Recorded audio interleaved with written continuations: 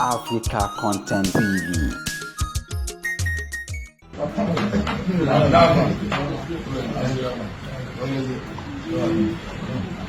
I must say, I did that. Wọ́n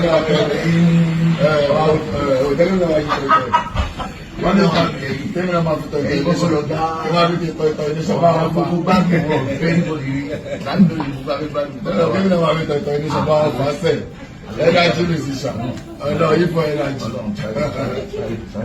àwọn dájú kò rà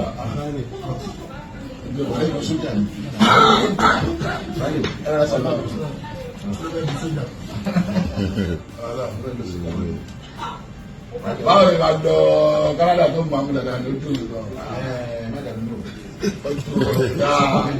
ọ̀dọ́dọ́kọ̀ máa ṣe ní lọ́dọ̀ ṣẹlẹ̀ agogo kan àwọn náà máa dáná ẹ̀ẹ́dẹ́gbọ́n mo kọ́ tẹ̀ wọ́n ẹ̀kọ́ tẹ̀ wọ́n sí Canada àwọn fámìlì wà lọ́wọ́ ẹ̀kọ́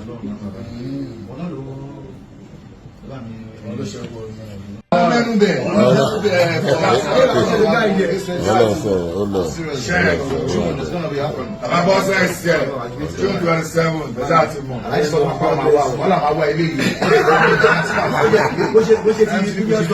no, shrine, African shrine.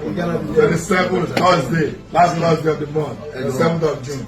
2024, like coronation, before energy. Baba won't say, I did that.